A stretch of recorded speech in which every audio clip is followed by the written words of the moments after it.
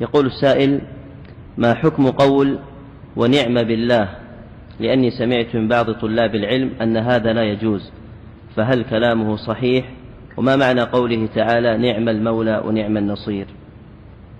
لا تقول ونعم بالله، الله نعم المولى ونعم النصير. نعم بالله هذه عامية ما لها أصل، هذه عامية ليس لها أصل. قل ما جاء في القرآن.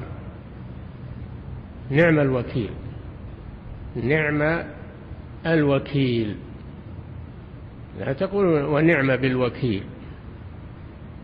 وبقية السؤال. أحسن الله عليكم. يقول: ما حكم قول ونعم بالله؟ عرفنا أنه ما يجوز. نعم. أحسن الله عليكم. بقية السؤال. طيب، لأني سمعت من بعض طلاب العلم أن هذا لا يجوز، وما معنى قوله تعالى: نعم المولى ونعم النصير؟ بارك الله فيك. نعم، اللي قال لك أنه لا يجوز صحيح، لا يجوز هذا. ونعم بالله. نعم المولى الذي يتولى أمورنا، ونعم النصير الذي يناصرنا. نعم. أحسن الله عليكم.